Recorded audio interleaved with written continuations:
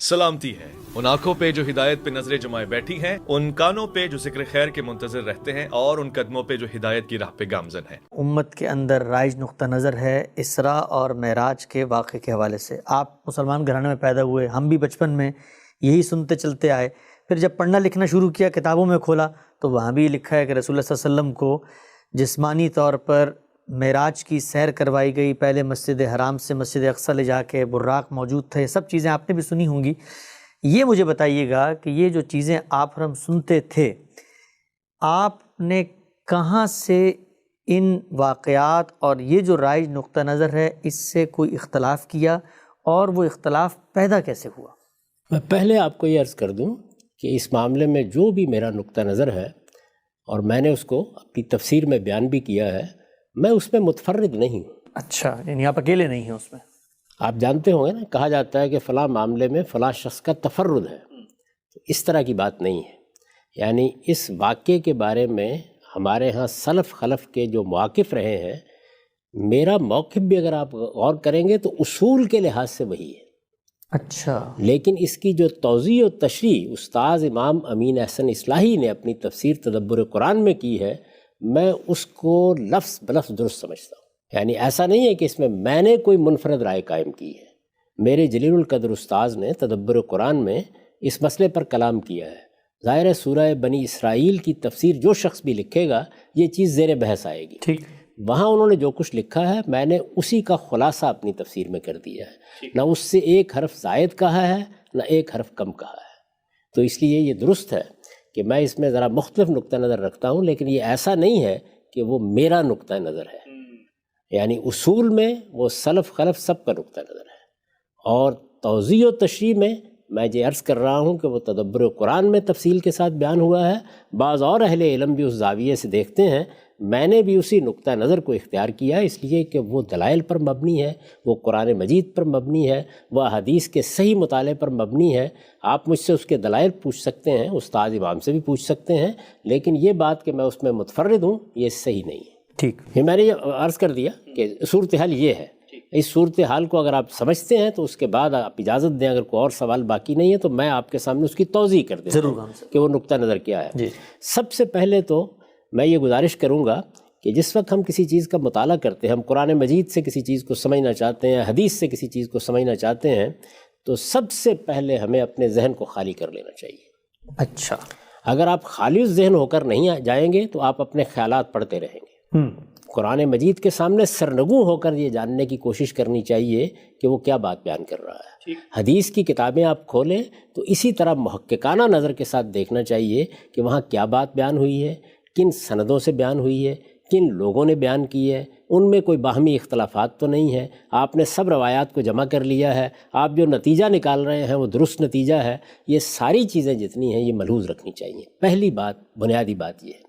دوسری بات یہ ہے کہ آپ ہر حال میں اللہ کی کتاب سے چلیں گے، یعنی ترتیب نہیں بدل سکتے۔ آپ یہ نہیں کر سکتے کہ آپ ایک داستان اپنے سامنے رکھیں، ایک قصہ اپنے سامنے رکھیں، ایک روایت اپنے سامنے رکھیں اور پھر قرآن مجید کے بارے میں کہیں جس طرح کہ آپ نے یہاں ایک اقتباس میں پڑھ کر سنایا کہ قرآن بھی اس کی تائید کرتا ہے۔ ہمارے ہاں یہ ترتیب بالکل الٹ ہے۔ سب سے پہلے اللہ کی کتاب قرآن مجید کی مراجعت کی جائے گی، یعنی اس کے الفاظ کو دیکھا جائے گا اور الفاظ کا دامن پکڑ کر چلیں گے، یعنی کیا بات کہی گئی ہے، کن الفاظ میں کہی گئی ہے، کس جملے میں کہی گئی ہے، کس سیاق و سباق میں کہی گئی ہے، اس روشنی میں اس کا مطلب مدعا متعین کریں گے۔ ٹھیک، پھر روایتوں کو دیکھیں گے۔ قرآن بتائے گا کہ کہاں جانا ہے، وہ بتائے گا کہ روایات میں جاؤ، جا کے تفصیل معلوم کر لو، وہ بتائے گا کہ بائبل میں جاؤ، وہاں سے جا کے کسی چیز کی تفصیل معلوم کر لو۔ تو یہ قرآن مجید ہے کہ جس کی رہنمائی میں، جس کی روشنی میں، اور اگر میں وہ تعبیر مستعار لوں کہ فی ظلال القرآن آگے بڑھنا ہوگا، اس کے سوا کوئی راستہ آپ کے پاس نہیں ہے۔ تو اس روشنی میں اگر آپ آگے بڑھیں گے تو بے شمار چیزیں بالکل متعین ہو کر سامنے آ جائیں گی۔ اچھا، میں یہاں یہ بات عرض کر دوں کہ میں جب ان تمام چیزوں کو دیکھتا ہوں، یعنی قرآن مجید میں یہ باتیں کہاں کہاں بیان ہوئی ہیں جس کو آپ اسراء اور معراج کے عنوان سے تعبیر کرتے ہیں، حدیثوں میں یہ باتیں کہاں بیان ہوئی ہیں، تو ان سب کو دیکھنے کے بعد میں اس نتیجے پر پہنچتا ہوں کہ یہ در حقیقت رسالت مآب صلی اللہ علیہ وسلم کے ساتھ وہی معاملہ ہے جو بہت سے پیغمبروں کے ساتھ ہوتا رہا ہے کہ انہیں غیر معمولی مشاہدات کرائے جاتے ہیں۔ اچھا، کیوں کرائے جاتے ہیں؟ اس لیے کرائے جاتے ہیں کہ ان کا اذعان اور یقین اس بات پر ہو جس کی دعوت وہ لوگوں کو دے رہے ہیں۔ ایک پیغمبر کی حیثیت محض ایک فلسفی کی نہیں ہوتی، ایک حکیم کی نہیں ہوتی۔ پیغمبر استدلال کے مقدمات قائم کر کے آپ سے کوئی بات نہیں منواتا، وہ تو اس جگہ کھڑے ہو کر بات کرتا ہے کہ انی علی بینۃ من ربی، میں اپنے پروردگار کی طرف سے ایک واضح ہدایت پر ہوں۔ یہ روشنی، یہ واضح ہدایت، یہ اسی وقت لوگوں کے لیے متاثر کرنے کا ذریعہ بن سکتی ہے جب کہ اس کو اس اذعان کے ساتھ پیش کیا جائے کہ میں نے اس کو دیکھا ہے، میں اس کو جانتا ہوں، یہ میرا تجربہ ہے، یہ میرا مشاہدہ ہے۔ یعنی وہ دینی حقائق جن پر ہم ایمان رکھتے ہیں وہ ہمارے لیے تو تجربہ اور مشاہدہ نہیں ہوتے، ہم عقلی استدلال سے ان کو مانتے ہیں، لیکن پیغمبروں کے لیے ان کو ایک درجے میں تجربہ اور مشاہدہ بنایا جاتا ہے۔ دیکھا ہوگا آپ نے کہ سیدنا ابراہیم علیہ السلام نے سوال کیا تو اللہ تعالیٰ نے اس کے جواب میں یہ کہا کہ اچھی بات ہے، اگر اس معاملے میں تم اطمینان حاصل کرنا چاہتے ہو تو 4 پرندے لو۔ اب وہ ایک واقعہ ہے نا، یعنی ایک مشاہدہ کرایا جائے گا، میں اس کی تفصیلات میں اس وقت نہیں جا رہا۔ اس طرح کے بہت سے معاملات آپ کو دوسرے نبیوں کے بارے میں بھی قرآن مجید میں لکھے ہوئے ملیں گے، بائبل میں لکھے ہوئے ملیں گے۔ سیدنا موسیٰ علیہ السلام کا واقعہ جس میں ان کے سامنے اس عالم کے بعض راز کھول دیے گئے، جس کو آپ واقعہ خضر کہتے ہیں، وہ بھی ظاہر ہے اسی نوعیت کا ایک مشاہدہ ہے۔ رسالت میں آپ صلی اللہ علیہ وسلم کو بھی اس طرح کے مشاہدات کرائے گئے۔ یہ جس کو آپ اسراء اور معراج کہتے ہیں، عام طور پر اس کو ایک واقعے کے طور پر لوگ بیان کر رہے ہوتے ہیں۔ اچھا، اس کی تحلیل آپ کریں گے تو یہ معلوم ہوگا کہ یہ 4 الگ الگ واقعات ہیں۔ اچھا، یعنی رسالت میں آپ صلی اللہ علیہ وسلم کو بہت سے مشاہدات کرائے گئے۔ یہ معلوم ہے آپ کو، بڑی مشہور روایت ہے کہ نماز کے دوران میں آپ آگے بڑھے جیسے کہ کوئی چیز لے رہے ہیں، لوگوں نے پوچھا تو فرمایا کہ مجھے جنت کا مشاہدہ کرایا گیا، میں اس کا خوشہ لے لینے کو تھا۔ اس طرح کی اور بہت سی چیزیں آپ کو حدیث میں ملیں گی۔ تو یہ 4 الگ الگ واقعات ہیں۔ میں آپ کو ابھی بتاؤں گا کہ یہ کیسے الگ الگ واقعات ہیں جن کو جمع کر کے لوگوں نے اسراء اور معراج کا پورا قصہ تصنیف کیا ہے۔ اچھا، یعنی 4 قرآن مجید اور احادیث ان کو اسی طرح الگ الگ طریقے سے بیان کرتی ہیں۔ تو ان میں سے ایک ایک کو پہلے آپ لے لیجئے۔ پہلا واقعہ کیا ہے؟ پہلا واقعہ وہ ہے جو سورہ بنی اسرائیل میں بیان ہوا ہے، اور سورہ بنی اسرائیل کی بالکل ابتدا ہی میں بیان ہو گیا ہے۔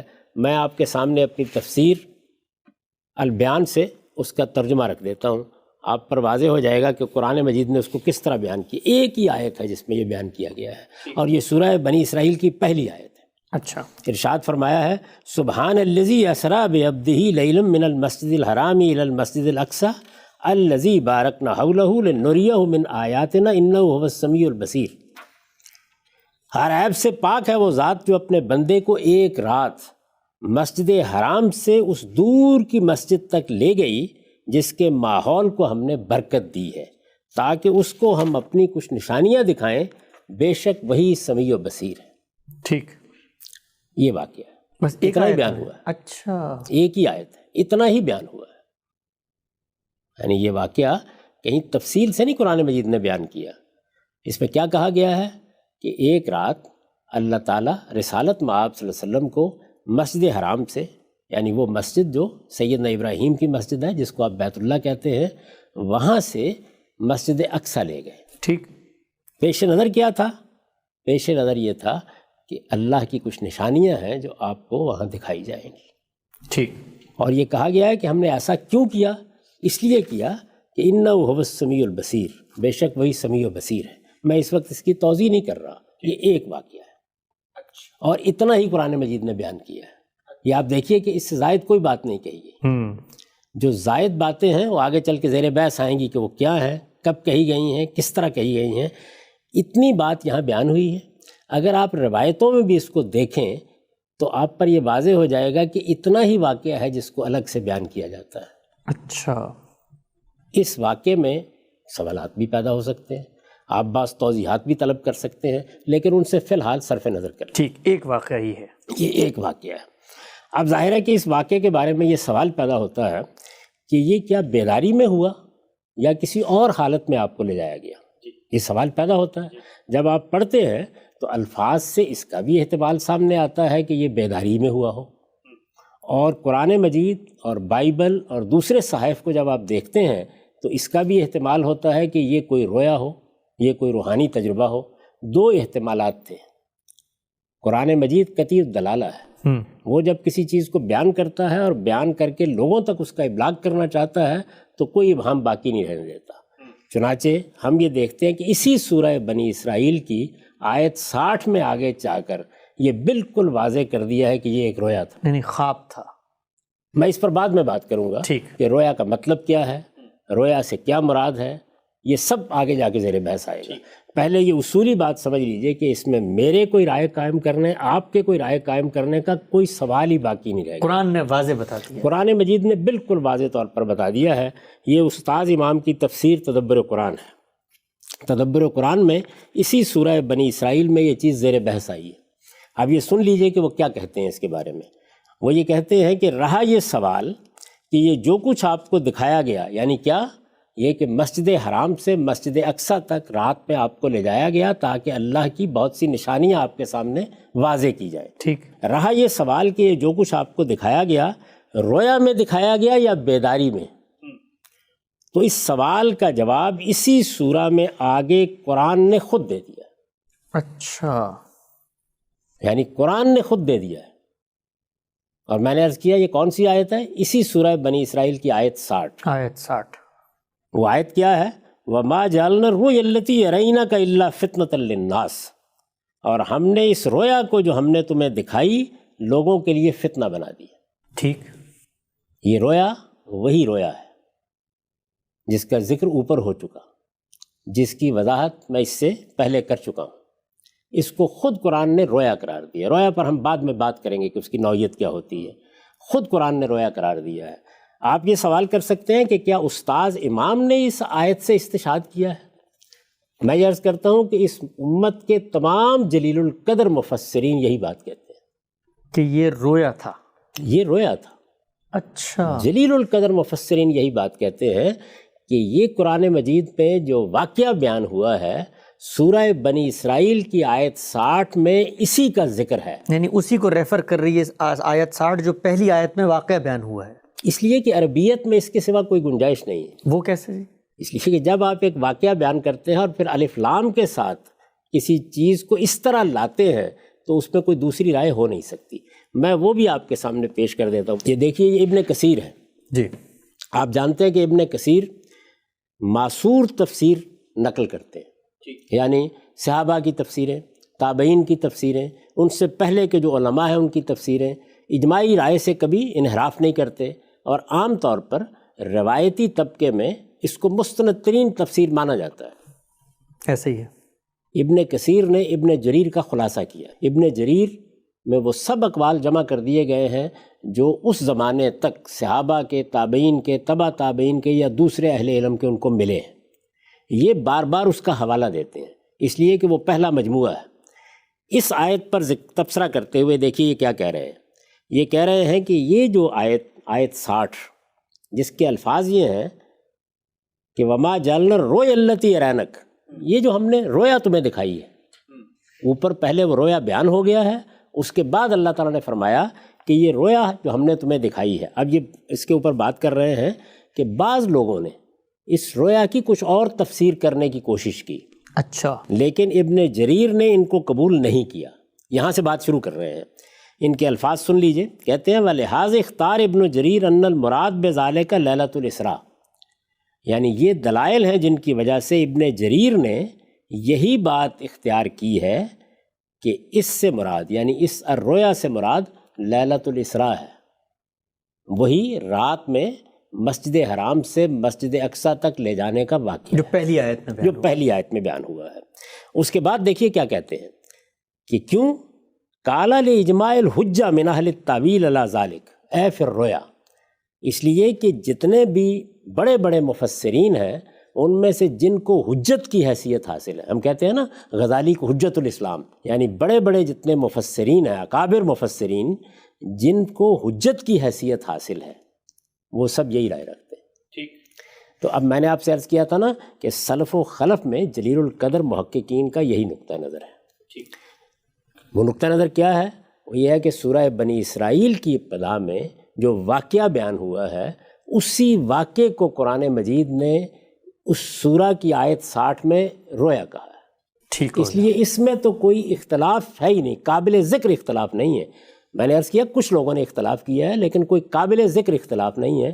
جلیل القدر مفسرین محققین یہی مانتے ہیں کہ واقعہ سورہ بنی اسرائیل کی ابتدا میں بیان کیا گیا ہے، اس کی حقیقت کی طرف آیت 60 میں اشارہ کیا گیا ہے، اور صریح لفظوں میں یہ بیان کر دیا گیا ہے کہ یہ رویا تھا۔ یہ پہلا مشاہدہ ہے جو سورہ بنی اسرائیل میں بیان ہوا ہے، اور یہ رویا تھا۔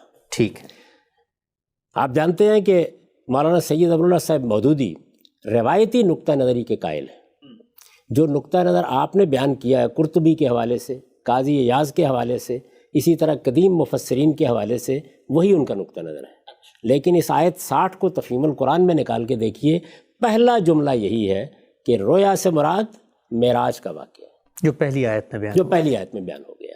تو اس لیے یہ کہ پہلی آیت میں کیا واقعہ بیان ہوا ہے، اس کا ترجمہ میں نے جو آپ کو پڑھ کر سنایا، وہ وہی ترجمہ ہے جو اس امت میں ہمیشہ اکابر مفسرین کرتے رہے۔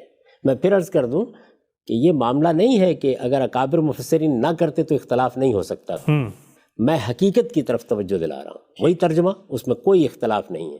دوسری بات یہ کہ آیت 60 میں، یعنی اسی سورہ بنی اسرائیل کی آیت 60 میں جس کو رویا کہا گیا ہے، وہ یہی واقعہ ہے۔ ٹھیک، اس پر سب کا اتفاق ہے۔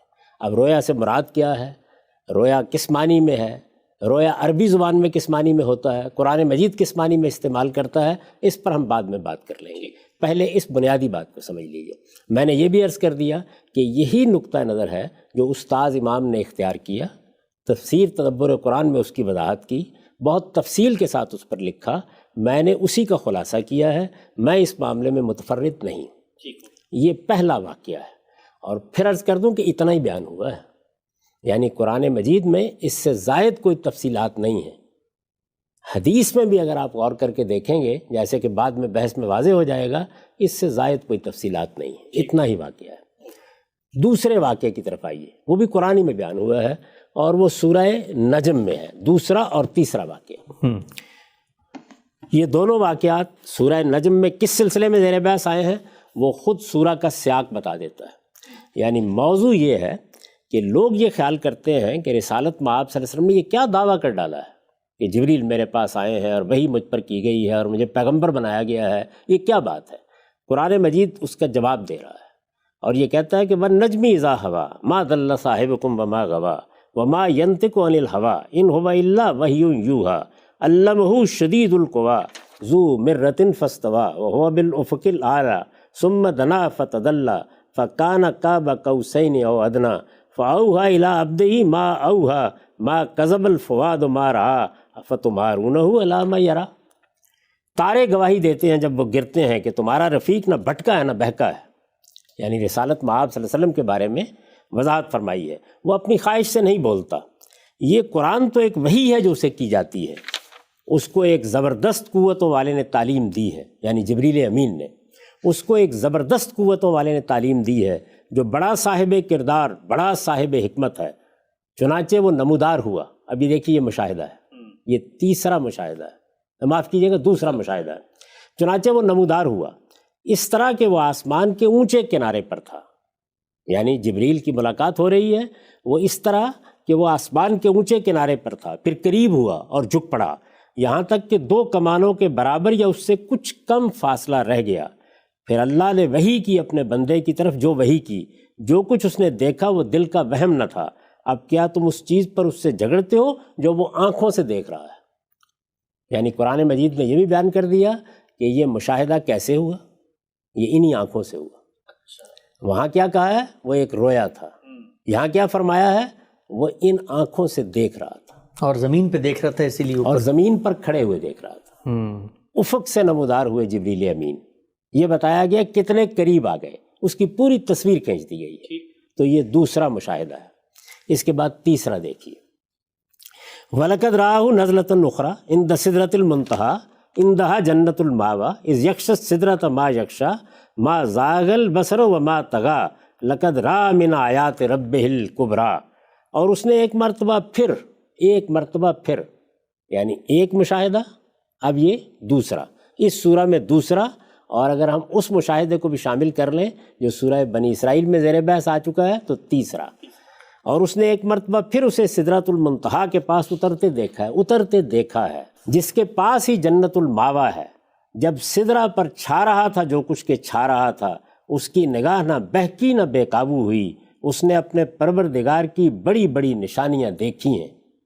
اب یہاں بھی دیکھیے، اس کی نگاہ نہ بہکی نہ بے قابو ہوئی، اس کا مطلب مشاہدہ، یعنی یہ واضح کر دیا کہ یہ انہی آنکھوں کا مشاہدہ تھا، اسی زمین پر ہوا ہے، جبریل امین کا مشاہدہ ہے، اور رسالت میں آپ صلی اللہ علیہ وسلم کو اس طرح سے اللہ کی آیات بھی دکھائی گئیں اور وحی بھی کی گئی۔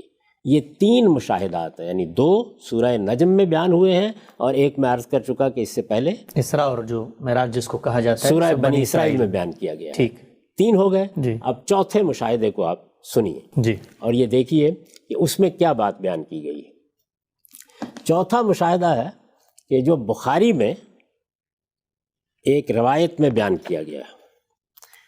بخاری کی یہ روایت میں آپ کے سامنے پڑھتا ہوں، اس کو غور کے ساتھ سنیے، جی، اور میں ان لوگوں سے بھی کہوں گا کہ جو اس پروگرام کو دیکھیں گے کہ وہ بھی اس کو غور کے ساتھ سنیں۔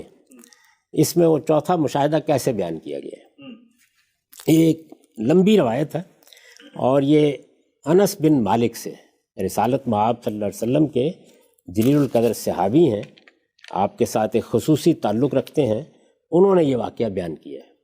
کیا کہتے ہیں؟ لیلۃ اسریٰ برسول اللہ صلی اللہ علیہ وسلم من مسجد الکعبہ، یعنی جب کعبے کی مسجد سے یا مسجد حرام سے رسالت مآب صلی اللہ علیہ وسلم کو لے جایا گیا۔ یہ دیکھیے یہاں پر بھی لفظ کیا ہے؟ اسریٰ، یہ وہی لفظ ہے، اسریٰ بعبدہ لیلا من المسجد الحرام، سیم ورب ہے، وہی لفظ استعمال کیا گیا ہے۔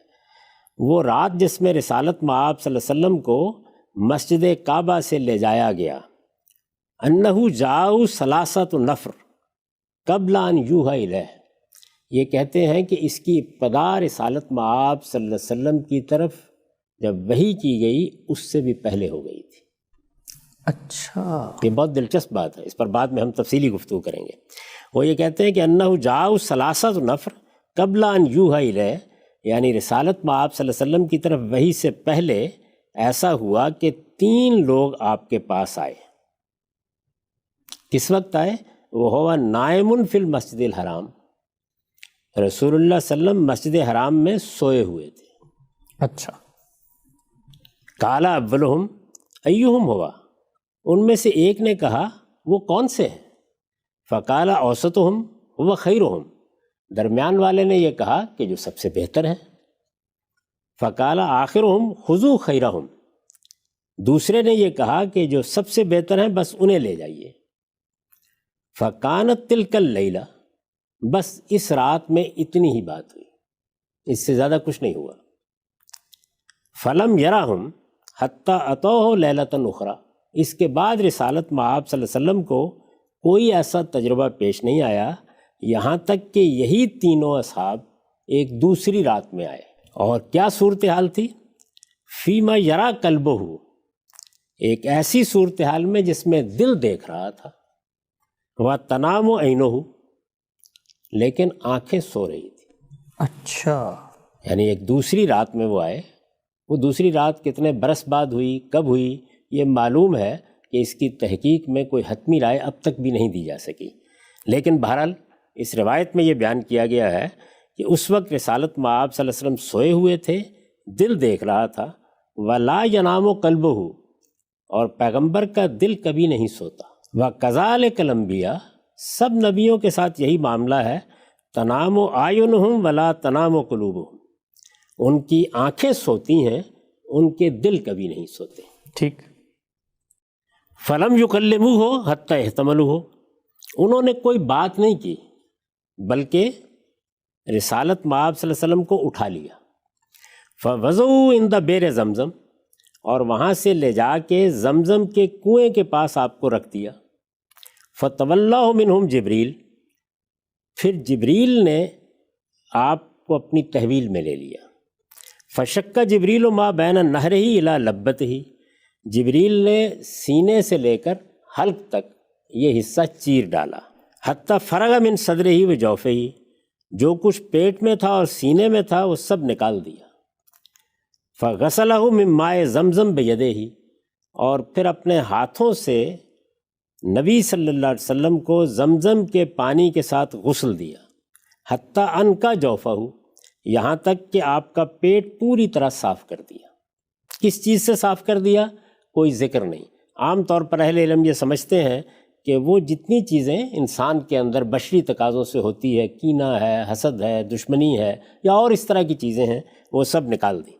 ثم اوتیا بتستم من ذہب، پھر اس کے بعد ایک سونے کا تشت لایا گیا، فیہ طورم من ذہب، اس میں سونے ہی کا ایک آفتابہ تھا، محشوًا ایمانا و حکمہ، یہ آفتابہ ایمان اور حکمت سے بھرا ہوا تھا۔ فحشا بہ صدرہ و لگا دیدہ، تو جبریل نے اس آفتابے سے ایمان و حکمت لے کر آپ کے سینے کو بھی اس سے بھر دیا اور آپ کے حلق کی رگوں کو بھی اس سے بھر دیا، یعنی عروق کا حلقے ہی۔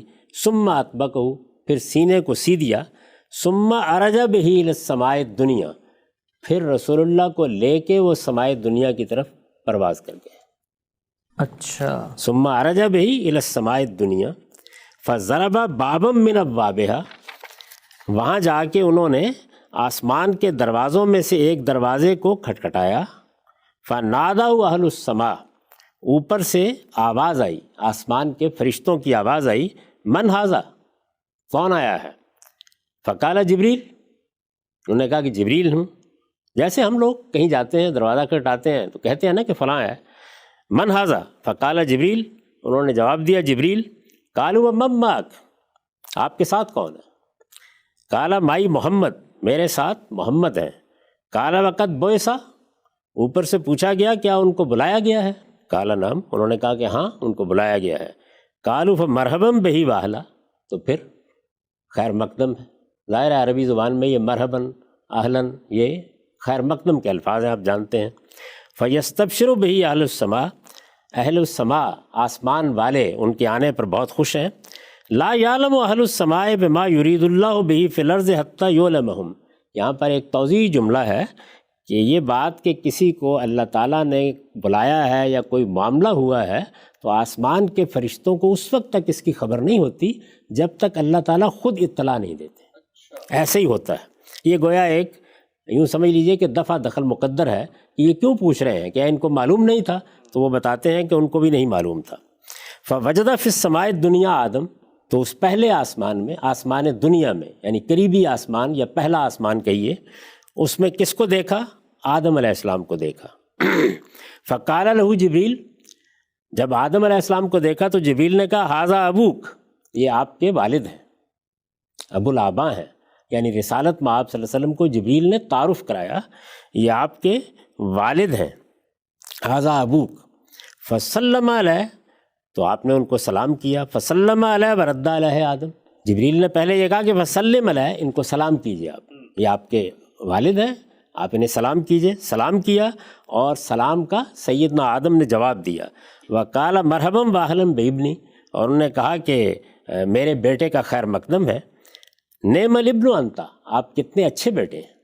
اچھا، فاذا هو فی السماء الدنیا بنہرین یتردان، تو اسی اسنا میں انہوں نے دیکھا کہ اس آسمان دنیا میں یعنی وہ جو پہلا آسمان ہے اس میں دو نہریں جاری ہیں۔ فقال ما ھذا النہران یا جبریل، تو پوچھا کہ جبریل یہ دو نہریں کیا ہیں؟ قال ھذا النیل والفرات انصرہما، یہ نیل اور فرات ہیں، یہ جو عراق میں اور مصر میں دو دریا بہتے ہیں، یہ نیل اور فرات ہیں، یہ ان کی جڑ ہے، یہ ان کی اصل ہے، یعنی ان کی حقیقت یہاں اس طرح سے ہے۔ ثم مضی بہ فی السماء، پھر وہ لے کے آپ کو آسمان میں چلے گئے۔ فاذا ہوا بنہر آخر، وہاں ایک اور نہر بہہ رہی تھی، علیہ کثر من لولیم و زبرجد، اس میں موتی اور زمرد کا ایک محل تھا۔ فضرب یدہ، رسول اللہ نے ہاتھ مارا تو کیا ہوا؟ فاذا ہوا مسک، تو معلوم ہوا کہ وہ جو مٹی ہے وہاں اس نہر کے کنارے کی وہ اصل میں مشک ہے۔ قال ما ھذا یا جبریل، پوچھا جبریل یہ کیا ہے؟ قال ھذا الکوثر الذی خبأ لک ربک، یہ وہ کوثر ہے جو اللہ نے آپ کے لیے چھپا کر رکھا ہوا ہے، یعنی جو آپ کو قیامت میں دیا جائے گا، جیسے کہ عام طور پر دوسری روایتوں سے معلوم ہوتا ہے۔ ثم عرج الی السماء الثانیہ، پھر دوسرے آسمان کی طرف گئے، فقالت الملائکہ لہو مثل ما قالت لہ الاولی، پہلے آسمان پر جو سوال و جواب ہوا تھا وہی سوال و جواب وہاں بھی ہوا، من ھذا، کون ہے یہ؟ قال جبریل، انہوں نے کہا کہ میں جبریل ہوں۔ قالوا ومن معک، آپ کے ساتھ کون ہے؟ قالوا محمد، قال محمد، انہوں نے کہا کہ محمد صلی اللہ علیہ وسلم ہے۔ قالوا وقد بعث الیہ، انہوں نے سوال کیا کیا ان کو بلایا گیا ہے؟ قال نعم، انہوں نے کہا کہ ہاں۔ قالوا مرحبا بہ اعلیٰ، انہوں نے بھی اسی طریقے سے خیر مقدم کے الفاظ کہے۔ ثم عرج بہ الی السماء الثالثہ، پھر اس کے بعد وہ ان کو لے کے یعنی رسول اللہ کو لے کے تیسرے آسمان پر چلے گئے۔ وقال له مثل ما قالت الاولی والثانیہ، وہاں پر بھی یہی سوال جواب ہوا جیسے پہلے آسمان پر ہوا تھا، جیسے دوسرے پر ہوا تھا۔ ثم عرج بہ الی الرابعہ، پھر چوتھے آسمان پر لے گئے۔ فقال له مثل ذلک، وہاں پر بھی وہی سوال و جواب ہوئے۔ ثم عرج بہ الی السماء الخامسہ، پھر پانچویں آسمان پر لے گئے۔ فقالوا مثل ذلک، وہاں پر بھی اسی طرح کے سوال جواب ہوئے۔ ثم عرج بہ الی السماء السادسہ، پھر وہاں سے چھٹے آسمان پر لے گئے۔ فقال له مثل ذلک، وہاں پر بھی اسی طرح کے سوالات ہوئے۔ ثم عرج بہ الی السماء السابعہ، پھر ساتویں آسمان پر لے گئے۔ فقال له مثل ذلک، وہاں پر بھی اسی طرح کے سوالات کیے گئے۔ کل سماء فیہا انبیاء قد سماہم، یعنی جب یہ سارے کے سارے معاملات بیان ہو رہے تھے تو ہر آسمان میں کچھ انبیاء تھے جن سے ملاقات ہوئی، ان کے نام بیان کیے گئے تھے۔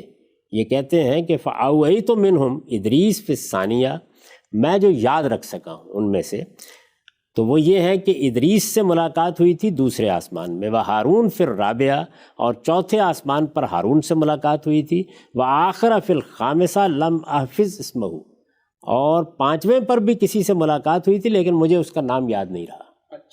وابراہیم فی السادسہ، اور ابراہیم سے چھٹے آسمان پر، وموسیٰ فی السابعہ، اور موسیٰ سے ساتویں آسمان پر، بے تفضیل کلام اللہ، ان کو چونکہ اللہ تعالیٰ نے دنیا میں یہ شرف بخشا کہ ان کے ساتھ کلام کیا تو وہاں پہ وہ ساتویں آسمان پر تھے، یعنی بہت بلندی پر تھے۔ فقال موسیٰ، جب انہوں نے دیکھا کہ یہ محمد ہیں اور جبریل ان کو لے کے آئے ہیں تو موسیٰ نے کہا ربی لم اظن یرفع علی احد، پروردگار میرا تو یہ گمان نہیں تھا کہ مجھ سے بھی کوئی اوپر جائے گا۔ ثم علا بہی، لیکن جبریل بہرحال اوپر لے گئے، فوق ذالک بما لا یعلمہ الا اللہ، ان بلندیوں پر جن کو اللہ کے سوا کوئی نہیں جانتا۔ حتیٰ جا سدرۃ المنتہا، یہاں تک کہ سدرۃ المنتہا پر پہنچ گئے۔ وَدَنَا الْجَبَّارُ رَبُّ الْعِزَّةِ فَتَدَلَّى حَتَّى كَانَ مِنْهُ قَابَ قَوْسَيْنِ أَوْ أَدْنَىٰ، وہاں پر ذات خداوندی کا نزول ہوا، یعنی نیچے آئے اللہ تعالیٰ، نیچے آئے یعنی اس کی کیفیت کی تھی وہ نہیں بیان کی گئی، لیکن اس طرح کہ گویا 2 کمان یا اس سے کم کا فاصلہ رہ گیا۔ فَأَوْحَى اللَّهُ فِي مَا أَوْحَىٰ إِلَيْهِ، اس موقع پر اللہ نے جو وحی کرنا تھی وہ کی۔ 50 صلاۃ علی امتک کل یوم ولیلہ، اس میں 50 نمازیں فرض کی گئیں تمہاری امت پر جو دن رات میں پڑھنی ہے۔ اچھا۔ ثم ہبطا، پھر نیچے آ گئے، حتیٰ بلغ موسیٰ، یہاں تک کہ موسیٰ علیہ السلام کے پاس پہنچے، یعنی 7ویں آسمان پر موسیٰ علیہ السلام تھے، ان کے پاس سے گزرتے ہوئے اوپر گئے، بارگاہ خداوندی میں حاضری ہوئی، حاضری میں بہت قرب حاصل ہوا، اس کے بعد واپسی ہوئی تو یہ 50 نمازیں لے کے آ گئے۔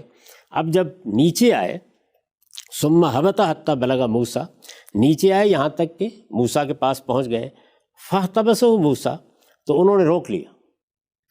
فقال یا محمد ماذا عہد الیک ربک، انہوں نے کہا کہ محمد اللہ تعالیٰ نے کیا ذمہ داری ڈالی ہے آپ پر، یعنی آپ گئے تھے تو کیا چیز لے کے آئے ہیں؟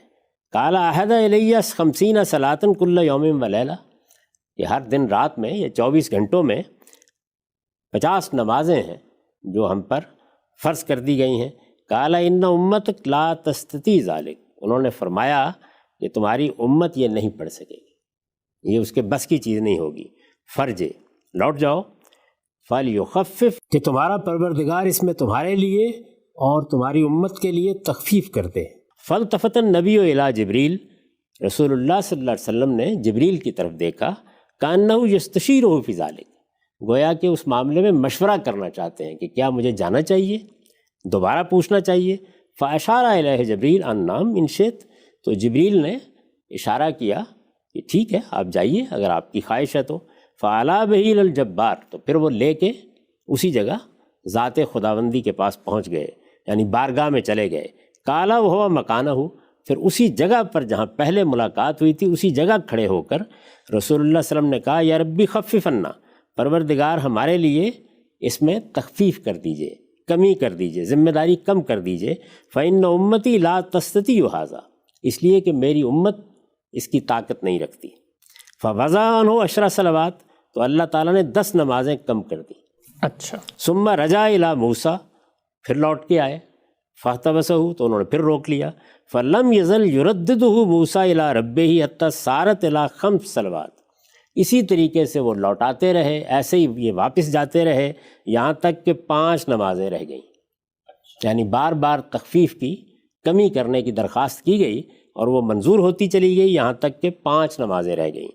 ثم احتبسہ موسیٰ عند الخمس، ان 5 نمازوں کو لے کر جب واپس آئے تو اس پر بھی موسیٰ نے روک لیا، اچھا، اور انہوں نے روک کر کہا فقال یا محمد واللہ لقد راودت بنی اسرائیل قومی علی ادنی من ھذا، انہوں نے کہا محمد حقیقت یہ ہے، خدا گواہ ہے، میں نے اپنی قوم بنی اسرائیل کو اس سے کم پر راضی کرنا چاہا، اس کی ترغیب دی، لیکن کیا ہوا؟ فضعفوا فترکوہ، لیکن وہ کمزور ثابت ہوئے اور انہوں نے ان کو ترک کر دیا۔ فامتک اضعف اجسادا وقلوبا وابدانا وابصارا واسماء، یہ جو تمہاری امت ہے یہ تو اس کے مقابلے میں جسم کے لحاظ سے بھی کمزور ہے، دل کے لحاظ سے بھی کمزور ہے، بدن کے لحاظ سے بھی کمزور ہے، اور سمع و بصر کے لحاظ سے بھی کمزور ہے، یعنی صلاحیتیں، قوتیں، جو کچھ بھی انسان کے خصائص ہو سکتے ہیں۔ انہوں نے کہا کہ میری قوم، میری امت بنی اسرائیل اس معاملے میں مضبوط تر تھے، اس کے باوجود وہ کمزوری دکھا گئے۔ فرجے فلیخفف عنک ربک، کہ تمہارا پروردگار اس میں تمہارے لیے تخفیف کر دے۔ کل ذالک یلتفت النبی الی جبریل، ہر موقع پر جبریل کی طرف رسول اللہ دیکھتے تھے، لیشیر علیہ، کہ وہ مشورہ دیں کہ آپ کو جانا چاہیے یا نہیں جانا چاہیے۔ ولا یکرہ ذالک جبریل، جبریل اسے ناپسند نہیں کرتے تھے، یعنی وہ عام طور پر یہی کہتے تھے کہ آپ چاہتے ہیں تو ضرور چلے جائیں۔ فرفعوا عند الخامسہ، تو وہ 5ویں مرتبہ بھی لے کر چلے گئے۔ فقال یا رب ان امتی ضعفاء، تو رسول اللہ نے جا کر عرض کی کہ پروردگار میری امت کمزور لوگوں کی ہے، اجسادہم و قلوبہم و اسماؤہم و ابدانہم فخفف عنا، یعنی وہی چیزیں، کمزوری کے وہی پہلو جو سیدنا موسیٰ نے بیان کیے تھے وہ آپ نے گنوا دیے، اور پھر درخواست کی فخفف عنا، اس معاملے میں ہم پر کمی کی جائے، تخفیف کی جائے۔ فقال الجبار، ذات خداوندی کی طرف سے فرمایا گیا یا محمد، قال لبیک و صادق، یہ ظاہر ہے کہ حاضر ہوں، میں خدمت میں موجود ہوں۔ قال انہ لا یبدل القول لدی، اللہ تعالیٰ نے فرمایا میرے ہاں بات تبدیل نہیں کی جاتی۔ کما فرضت علیک فی ام الکتاب، جیسے کہ میں ام الکتاب میں، لوح محفوظ میں یہ فرض کر چکا ہوں۔ قال فکل حسنۃ بعشر امثالھا، تمہارے ہاں ہر نیکی پر 10 گنا اجر ملے گا۔ فہی 50 فی ام الکتاب، یہ ام الکتاب میں یا لوح محفوظ میں 50 نمازیں ہی رہیں گی۔ وہ 5 علیک، لیکن تم لوگوں پر یہ 5 نمازیں ہوں گی۔ یہ گویا اس کا جواب بھی دیا گیا اور حکمت بھی واضح کی گئی۔ فرجع الی موسیٰ، اب لوٹ آئے رسالت مآب صلی اللہ علیہ وسلم۔ فقال کیف فعلت، انہوں نے پھر پوچھا کیا ہوا؟ فقال خفف عنا آتانا بکل حسنۃ 10 امثال، خفف عنا، اللہ تعالیٰ نے اس میں تخفیف کر دی۔ کیسے تخفیف کی ہے؟ وہ یہ کہ ہمیں ہر نیکی کے اوپر 10 گنے اجر کا وعدہ کر دیا ہے۔ ٹھیک۔ قال موسیٰ قد واللہ راودت بنی اسرائیل علی ادنی من ذلک فترکوہ، انہوں نے پھر وہی بات کہی کہ بخدا میں نے تو بنی اسرائیل کو اس سے کم پر راضی کرنا چاہا لیکن وہ چھوڑ بیٹھے۔ ارجع الی ربک، آپ لوٹ کر جائیے، دوبارہ گزارش کیجیے، فلیخفف عنک ایضا، اپنے پروردگار کی طرف لوٹ کے جائیے کہ وہ اس میں بھی آپ کے لیے تخفیف کر دے۔ قال رسول اللہ صلی اللہ علیہ وسلم، لیکن رسول اللہ صلی اللہ علیہ وسلم نے اس کے جواب میں فرمایا یا موسیٰ قد واللہ استحییت من ربی مما اختلفت الیہ، یہ بار بار جا کر اب تو مجھے شرم آتی ہے اپنے پروردگار سے، میں اب نہیں جاؤں گا۔ قال فاہبط بسم اللہ، اس پر جبریل نے کہا اللہ کے نام سے نیچے جائیے۔ اب ذرا سنیے، قال واستيقظ وهو فی مسجد الحرام، آنکھ کھلی تو آپ مسجد حرام میں تھے، خواب تھا۔ یعنی آپ دیکھیے شروع کہاں سے ہوئی یہ حدیث، یہ میں نے ساری تفصیل آپ کے سامنے رکھ دی ہے، پوری روایت لفظ بلفظ اسی طرح سے امام بخاری نے رقم ہے 7517، اس میں بیان کی ہے۔ یہ باب ہے، باب و قولہ تعالی و کلم اللہ موسیٰ تکلیما، اور یہ کتاب التوحید میں ہے روایت۔ اس میں یہ سارا واقعہ بیان ہوا ہے۔ کہاں سے شروع ہوا تھا اس کو پھر سن لیجئے۔ شروع یہاں سے ہوا تھا کہ آپ کا دل جاگ رہا تھا لیکن آنکھیں سوئی ہوئی تھی، اور اللہ کے پیغمبروں کے معاملے میں یہی طریقہ ہوتا ہے کہ تنام اعینہم ولا تنام قلوبہم، یعنی ان کے دل نہیں سوتے، ان کی آنکھیں ہی سوتی ہیں۔ اور خاتمہ کہاں ہوا؟ قال فاہبط بسم اللہ، آپ اللہ کے نام سے اب نیچے جائیے، یعنی سارا سفر مکمل ہو گیا۔ قال واستيقظ وهو في المسجد الحرام، تو آپ کی آنکھ کھلی، آپ بیدار ہوئے تو مسجد حرام میں تھے۔ ٹھیک، یہ چوتھا اور آخری مشاہدہ ہے۔ اس کی میں نے آپ کے سامنے لفظ بلفظ تفصیل رکھ دی ہے، جیسے کہ روایت میں بیان ہوا ہے، بغیر کسی تبصرے کے۔ اب ہوا کیا ہے؟ ہوا یہ ہے کہ ہمارے ہاں جب راویوں نے ان چیزوں کو بیان کیا ہے تو انہوں نے ان سب واقعات کو ملا دیا ہے۔ اچھا، یعنی یہ چاروں انڈیپینڈنٹ انڈیویجول ایونٹس مل گئے آپس میں۔ یعنی آپ نے دیکھا کہ سورہ بنی اسرائیل میں بس اتنا ہی معاملہ بیان ہوا ہے، اس میں کوئی ادنا اشارہ بھی نہیں ہے کہ آگے بھی کچھ ہوا تھا۔ یہ آسمان پہ لے کر گئے انہیں۔ یعنی آپ خود دیکھیے کیا الفاظ ہیں، سبحان الذی اسریٰ بعبدہ لیلا من المسجد الحرام الی المسجد الاقصی الذی بارکنا حولہ، بس یہی ہے۔ یعنی وہ سرزمین جس کو ہم نے برکت دی ہے، اس میں جو مسجد ہے وہ دور کی مسجد، مسجد حرام سے پروردگار وہاں تک رات میں لے گئے، اور پھر فرمایا کہ وہاں کچھ آیات کا مشاہدہ مقصود تھا، اس کے سوا کوئی بات بیان نہیں۔ اس کے بعد وہ 2 مشاہدات تھے، ان میں سے جبریل امین سے ملاقات ہوئی، اسی زمین پر ہوئی، کھلی آنکھوں سے رسالت مآب صلی اللہ علیہ وسلم نے دیکھا، پہلا واقعہ بیان کیا، پھر وَلَقَدْ رَآهُ نَزْلَةً أُخْرَىٰ کہہ کے دوسرا واقعہ بیان کیا۔ دونوں واقعات خود بتا رہے ہیں کہ وہ کہاں ہوئے، کس صورت میں ہوئے۔ دونوں میں لفظی طور پر اللہ تعالیٰ نے واضح کر دیا کہ یہ آنکھوں کا مشاہدہ تھا، کوئی تردد نہیں ہوا، رسالت مآب صلی اللہ علیہ وسلم نے اس طرح سے دیکھا جبریل کو۔ اس میں اب میں آپ سے عرض کر دیتا ہوں ایک ضروری بات، وہ یہ کہ خود رسالت مآب صلی اللہ علیہ وسلم کے فوراً بعد یہ کچھ بحث پیدا ہو گئی تھی کہ کیا یہ سورہ نجم میں جو واقعات بیان ہوئے یہ جبریل کے بارے میں ہیں یا اللہ تعالیٰ سے ملاقات کے بارے میں ہیں۔ اچھا، اس روایت میں بھی آپ نے دیکھا کہ کم و بیش وہی الفاظ ہیں جو جبریل کے بارے میں ہیں، وہی بارگاہ خداوندی میں حاضری کے موقع پر راوی نے اختیار کیے ہیں۔ تو بعض لوگوں کو یہ خیال پیدا ہوا کہ وہاں جبریل کا ذکر نہیں ہو رہا، وہ اللہ تعالیٰ کا ذکر ہو رہا ہے۔ ٹھیک، ظاہر ہے میں اس وقت تفسیر نہیں کر رہا، لوگ چاہیں تو استاذ امام کی تفسیر دیکھ لیں، لوگ چاہیں تو مولانا سید ابوالفضل صاحب مودودی کی تفہیم القرآن دیکھ لیں، میری تفسیر البیان دیکھ لیں۔ ایک ایک لفظ بتا رہا ہے کہ جبریل امین ہیں جن کے ساتھ ملاقات ہوئی، یعنی سورہ نجم میں جو دونوں واقعات ہیں۔ یہ چوتھا واقعہ زیر بحث نہیں ابھی، یعنی پہلا واقعہ سورہ بنی اسرائیل کا، 2 واقعات سورہ نجم کے، ان میں کس سے ملاقات ہوئی؟ جبریل سے۔ الفاظ بتا رہے ہیں بالکل، ٹھیک، آنکھوں کا مشاہدہ ہے، یعنی وہ کوئی رویا نہیں ہے، آنکھوں کا مشاہدہ ہے۔ جبریل امین کو کس طرح دیکھا اس کو قرآن مجید نے ایک تصویر کھینچ کے بیان کر دیا ہے، اور یہ بھی واضح کر دیا ہے کہ اسی زمین پر کھڑے کھڑے یہ مشاہدہ ہوا۔ ٹھیک، تاہم لوگوں میں یہ بحث پیدا ہو گئی۔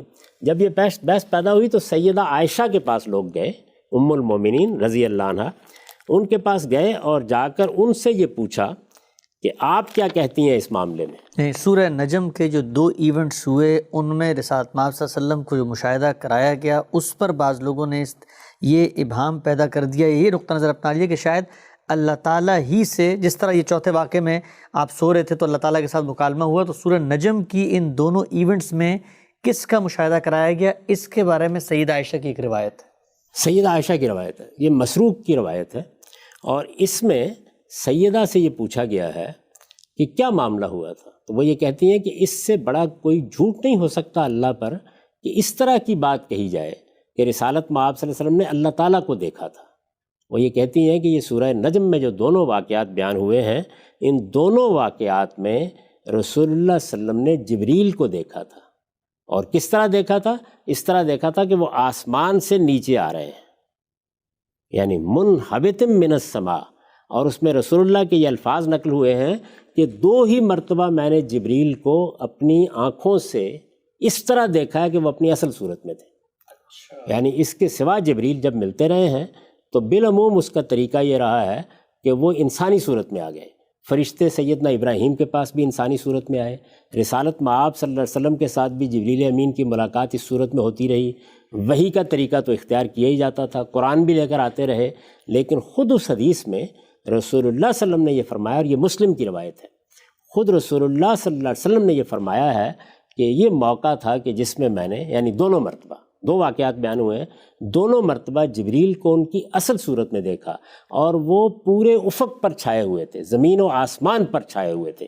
یعنی چونکہ ان کی جو حیت ہے وہ بہت غیر معمولی ہے، تو اس طریقے سے وہ چھائے ہوئے تھے. میں نے ان کو آسمان سے اترتے ہوئے دیکھا. ٹھیک. تو صاف طریقے سے رسالت مآب صلی اللہ علیہ وسلم نے واضح کر دیا کہ یہ جبریل امین تھے، پہلی بات.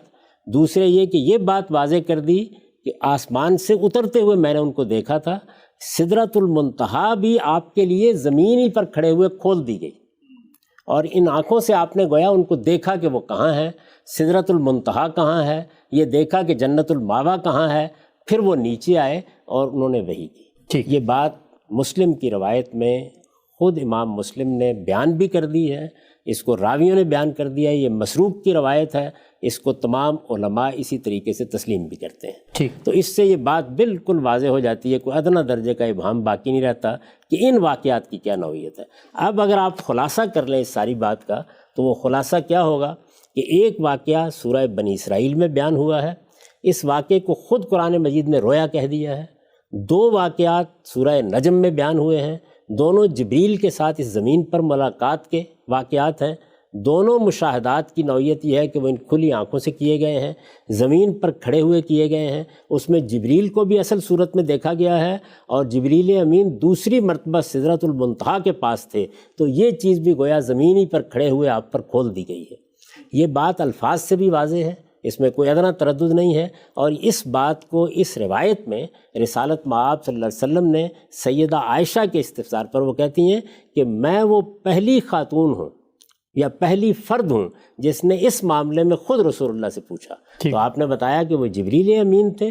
دونوں مرتبہ جبریل امین آئے اور منحبتم من السماء، وہ آسمان سے نیچے اترتے ہوئے میں نے ان کو دیکھا، ان کی اصل صورت میں دیکھا، اور اس وقت زمین اور آسمان پر گویا انہی کی شخصیت پوری طرح چھائی ہوئی تھی. یہ تفصیلات اس کی ہیں. اور آخری مشاہدہ یا آخری واقعہ وہ ہے جو میں نے آپ کو بیان کر دیا. اس میں راوی یہ خود بیان کر رہا ہے کہ رسالت مآب صلی اللہ علیہ وسلم سوئے ہوئے تھے، دل کی آنکھیں جاگ رہی تھیں، یہ آنکھیں بند تھیں، یہ مشاہدات پیش آئے، اس طریقے سے لے جایا گیا، اس طرح آپ کا سینہ صاف کیا گیا، اس طرح سے آسمان کی طرف رجوع ہوا، اس طرح سے ایک ایک آسمان پر دستک دی گئی. پھر جب اس کے بعد جبریل نے یہ کہا کہ اب نیچے جائیے، تو آپ بیدار ہوئے، آپ کی آنکھ کھلی، آپ جاگے تو آپ مسجد حرام میں تھے. ٹھیک ہے سر. یہ چاروں واقعات آپ کے سامنے آ گئے. تو یہ 4 واقعات ہیں جن کو، جس طرح کہ میں اس سے پہلے عرض کر چکا، راویوں نے جب بیان کرنا شروع کیا ہے تو انہوں نے کہیں ایک واقعہ بنا دیا، کہیں 2 واقعے بنا دیے. اس کے نتیجے میں اسراء و معراج کی وہ داستان وجود میں آئی ہے جو ہم عام طور پر سنتے ہیں. حقیقت یہ ہے جو میں نے آپ کے سامنے بیان کر دی. ہم سب بہت ہی تفصیل سے آپ نے یہ بتایا کہ یہ 4 مختلف واقعات ہیں، اور ان 4 مختلف واقعات کے معاملے میں بلکہ ایک اور دلچسپ پہلو ہم سب میں یہاں پر ضمنی پوچھنا چاہتا ہوں، وقت ہمارا ختم ہو رہا ہے، کہ معجزات سے ہم نے بات شروع کی تھی. آپ اس کا مطلب یہ ہے کہ جو روایت کے اندر معجزہ بیان ہوا ہے، ظاہری بات رسول اللہ صلی اللہ علیہ وسلم کو یہ ایک مشاہدہ کروایا گیا اور وہ آپ صلی اللہ علیہ وسلم نیند میں تھے، اس کو بھی پوری طریقے سے قبول کر رہے ہیں. یعنی قرآن کے 3 واقعات اور روایت کا واقعہ. کیا میں ٹھیک کہہ رہا ہوں یہ بات؟ اس میں کوئی تردد نہیں ہے. اس طرح کے مشاہدات اللہ اپنے پیغمبروں کو کراتا رہتا ہے، اس کی مثالیں قرآن مجید میں موجود ہیں. آپ دیکھیے سورہ بقرہ میں حزقیل پیغمبر کا ایک مشاہدہ بیان ہوا ہے، سیدنا ابراہیم کا مشاہدہ بیان ہوا ہے، سیدنا موسیٰ کے مشاہدات بیان ہوئے ہیں. اس میں اس عالم تکوین کو کھول دیا گیا. یہ بتایا گیا کہ دنیا میں جو کچھ تم دیکھتے ہو اس کے پیچھے کیا ہو رہا ہوتا ہے. اسی طرح کے مشاہدات رسالت مآب صلی اللہ علیہ وسلم کو بھی ہوئے، اور بھی ہوئے ہوں گے. آپ دیکھیے کہ ایک پورا کا پورا رویا کا باب ہوتا ہے حدیث کی کتابوں میں، جس میں رسالت مآب صلی اللہ علیہ وسلم کے رویا بیان کیے جاتے ہیں. اگر آپ ان کو جمع کریں تو ہو سکتا ہے 10-20 کے قریب واقعات آپ کو مل جائیں، لیکن یہ 4 بڑے واقعات ہیں جن میں سے 3 قرآن مجید نے بیان کیے ہیں اور 1 اس حدیث میں بیان ہوا ہے، اور یہ حدیث کس کی ہے؟ بخاری کی حدیث ہے، انس بن مالک رضی اللہ عنہ کی روایت ہے۔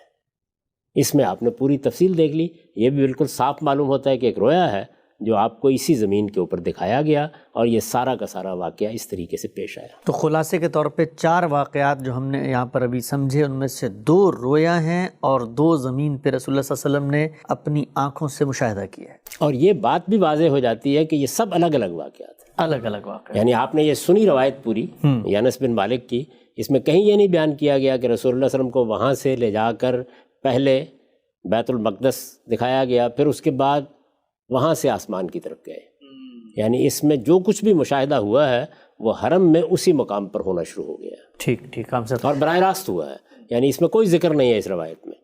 تو میں اس سے اس نتیجے پر پہنچاؤں گی، یہ 4 واقعات ہیں، چاروں بالکل الگ الگ واقعات ہیں، چاروں کی نوعیت بھی خود واضح کر دی ہے، یہاں روایت نے واضح کر دی ہے، وہاں قرآن نے واضح کر دی ہے، یعنی تینوں واقعات کے بارے میں صراحت سے بیان کر دیا کہ وہ کیا ہے، 2 کے بارے میں بتا دیا ہے کہ وہ عینی مشاہدہ ہے، 1 کے بارے میں بتا دیا ہے کہ وہ رویا ہے، اور یہ جو بخاری کی روایت ہے یہ میں نے آپ کے سامنے پڑھ کے سنا دی ہے کہ رسالت میں آپ صلی اللہ علیہ وسلم بیدار ہوئے، جاگے، آنکھ کھلی تو آپ کہاں تھے؟ مسجد حرام میں۔